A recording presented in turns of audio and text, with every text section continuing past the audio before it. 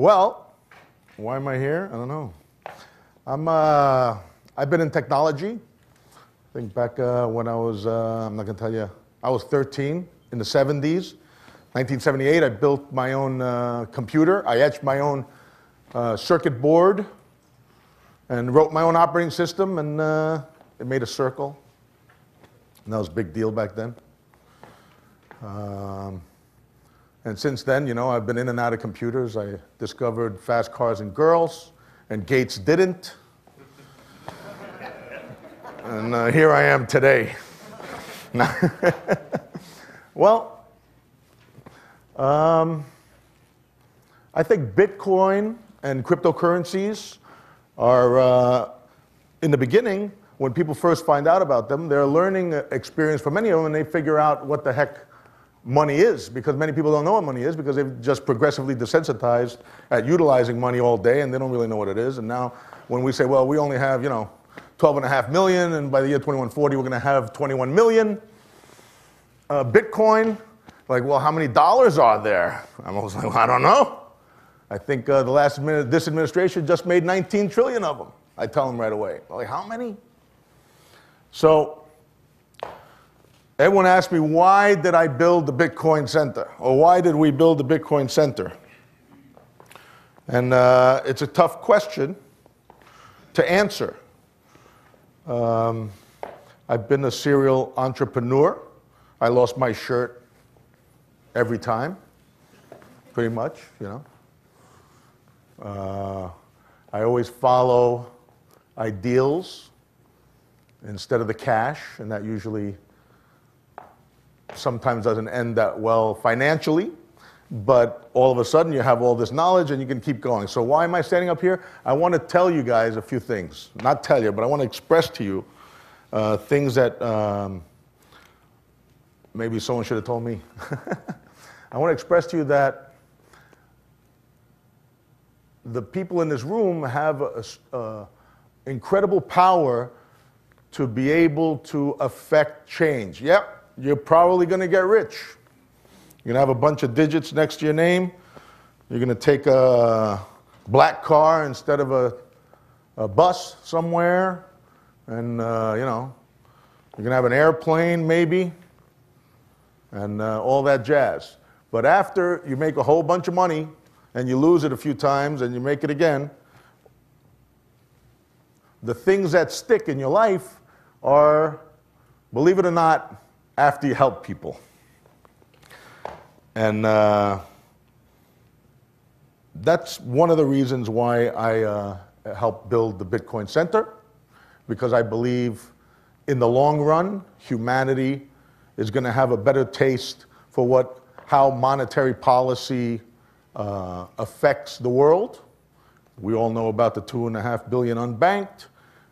To us right now, it might be, we've been desensitized to that, but that means there are people throughout the world who don't have a bank account. I had some people working for me in Sri Lanka, and I had to send them a credit card, a debit card, and that's how they spent the money, because there was no way to send them money. So now they get Bitcoin. So why did I open the Bitcoin Center? It always comes down to this story about my bicycle when I was a kid. And my dad. My dad has been a big influence in my life. And he didn't have much money growing up. You know, he was an orphan during the war in Greece. And he was an auto mechanic. And he brought home to me my first bicycle. Now, my first bicycle was built with pieces that he found.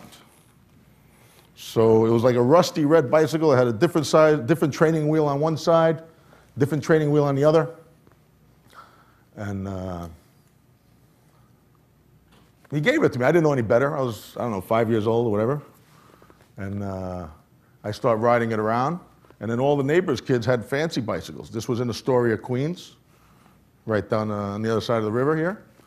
And all the neighbors' kids had fancy bicycles, probably bought with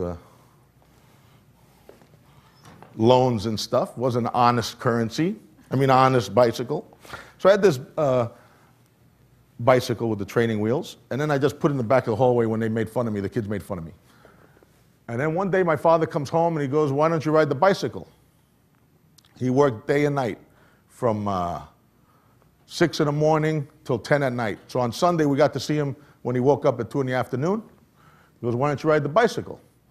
And I didn't know what to tell him. I said, "I don't like the training wheels." I said real fast, as an excuse.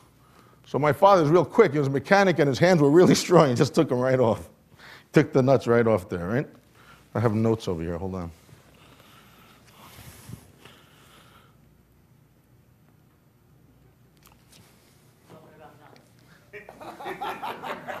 So I get he holds a bicycle to me. He pushes over to me, and I look out the front door, and there are the kids with the fancy bicycles, right? I'm like, "Listen." In Greek, it's me katapiezune.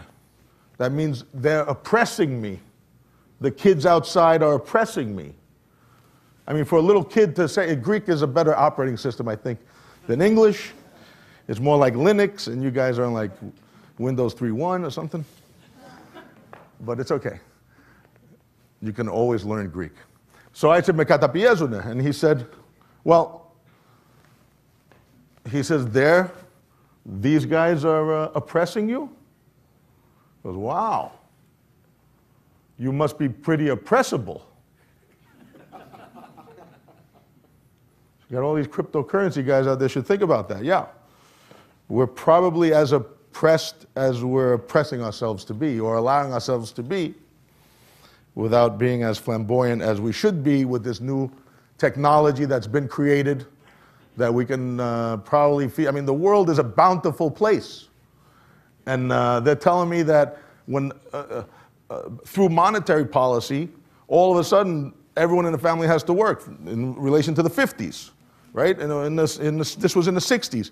My father was the only one working. What happened? The planet lost half its food all of a sudden or something? I'm not sure. Maybe it's got something to do with the amount of currency that's out there. I'm not sure. I'm not saying that, but it could be. I said, "Look," so he said, "How oppressible, maybe you're oppressed, feel oppressed because you're so oppressible right now." And I said, "Oh." Then he said, "Well, there's millions, milioni." I go, "There's millions." He said, "There's millions of them out there. When you go out there, there's millions of them that might want to stop you if you allow them." I go, "Oh, okay." He says, "Well, we're going to learn to ride the bicycle today," he said to me. "We're going to have a lot of times in our lives that we're going to have to do something we've never done. We're going to have to put ourselves outside there where we've never been before." And and this is one of those times. So I'm walking out, I'm pushing the bicycle through the hallway, long hallway, and he says, "Always look where you're going. Always look where you're going. Never look back." He said, "Only look where you want to be." So I'm thinking to myself, yeah, okay.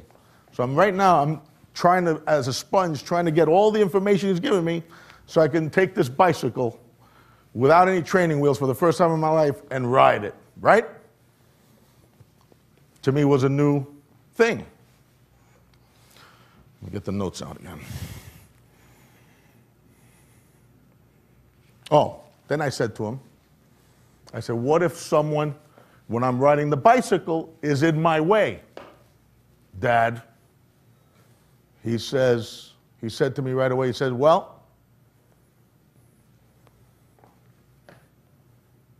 even the whole world will step aside when you know where you're going." He said, "Even the whole world will step aside when you know where you're going." So I said, "All right, the whole world's going to step aside when I know where I'm going." So I got the bicycle, and I'm pushing it. Now I'm going out, I'm outside. It's very, the story hits me hard. Jeez. So he said, I'm going to hold the seat. You're going to hear me running. But I run fast, so fast that you're not even able to hear me after a while. I said, okay. All right. I said,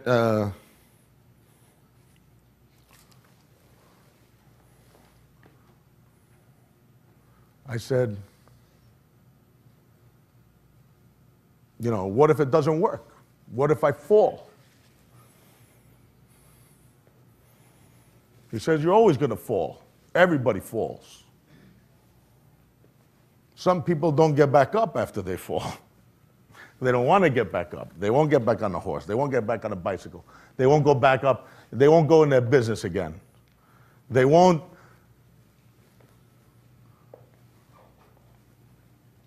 milk life. I said, listen, Dad, I need more time. I need more time. I can't do this right now. I need more time. He said, there is no more time. You only get so much time, and there's no more. He goes, you have to give more of you within that time. You have to give you more of you per minute. Right now, this moment, you have to give the most of you because there's no more time. The time is going to finish for everybody. And right now, you have this moment, and you have to take from it life. You have to steal from life, from time, your life, and squeeze everything you ever want to do in this moment, right now, at this moment, and get on that bicycle and ride that bicycle. And I said, whoa. I said, okay. I said, there's no more time. And he saw me, I was a little shaken. And then he pulled this ancient Greek crap on me. And he said, Βάρδα του Λεωνίδα, Βάρδα Μακεδόνη και ο Νικολάκης αρίξει βόλη και όταν τύχει και πετύχει όλη τη γη θα τη ραγίσει. You got that? He said, move to the side, armies of Leonidas. That's the Spartans. And move to the other side, Alexander's men. Because little Nick is going to throw his hammer. And as he throws his hammer, it goes further and more powerful and more accurate till one day he will crack the earth in half. So when he said that, I felt pretty good. And I got on a bicycle, and I start pedaling the bicycle, and he's running behind me, and I'm riding, and then I don't hear him anymore, and I go to turn around, and the bike starts shaking, and I'm like, oh, look where you want to go. So I'm riding, and then there's people that I knew, and they're walking across the street, and I look at them, the bike starts shaking, and then I remember, he said, oh, there's millions of those people. Just look where you want to go. I got to the corner, and I go, oh, shit, how do I get around the corner? I never turned. I said, oh, look where you want to go. So I looked around the corner, and I made it around the corner, just like that. Now I'm on this big street, Broadway, and there's all these people. I said, oh, I'm going to hit one of these people. Then he said, I remember what he said. He said, the world steps aside if you know where you're going. After you know where you're going, the world's going to step aside for you. So I started riding for these people, and they moved out of the way. I came back, I made it all the way around the block, and the kids were there, they started cheering for me. They still had their training wheels, of course, you know? They started cheering for me. So that was a good experience. I kept riding around the block fast. It started raining. I didn't know how to stop. I hit a bunch of garbage cans, but I got back up, right? So the day I had to commit to the lease on 40 Broad, it was a very windy day. And I was questioning. I was like, you know what? What the hell am I doing? Am I crazy? I got retinal vasculitis. I can't see. I had like a bunch of eye surgeries this year. You know, decades ago, I got hit with a jet ski. I was in and out of the hospital for a year. I had a ruptured stomach, a ruptured spleen, a collapsed lung, 12 broken ribs, broken sternum, bruised enlarged heart, 18 units of blood in the Bahamas. The big hose in a bucket with pus was coming out of me. Now they're cutting my eyes open. Right now, I can't really see that much. I can't see. And it's been like that for I don't know how many months now, 5 months, 6 months. They're cutting my eyes open, my eyeballs open. I got run over by a cab. I got a compound fracture over here when I got better. Then I got back on a jet ski. I broke some more ribs. I'm not saying this to impress you. I'm trying to impress upon you that, yeah, you're going to get messed up. You're going to get messed up out there. And the only guys that made it are the ones that just get back up. So yeah, my heart stopped 5 minutes. I didn't know any better. I got back up. So I'm on my way to go commit 10 years for the Bitcoin Center. And I said to myself, what am I doing? I'm going blind? The hell am I doing? I believe in Bitcoin. I know that Bitcoin can help millions upon millions, if not billions of people. I don't know how fast, it's up to you guys. So I said, Dad, send me a sign. I said, send me a sign. You gotta send me a sign. I don't know why I said that. He passed away 3, 4, 5 years ago. And once in a while I say that, I said, send me a sign. And I'll do it or I won't do it. Just the next piece of data I get, I'm gonna taint it. You know, I'm gonna take the next piece of data, and it's gonna allow me, it's gonna set forth my future. I don't care. I'm rolling the dice. I don't care. Just give me one. This is what I'm saying. I'm saying like a crazy person. I'm asking my dad to send me a piece of data. So it's so windy, I had to go into a doorway because there was so much wind. I was looking for a cab. And on top of a doorknob was a deck of cards. Right on top of the doorknob, like this. Right?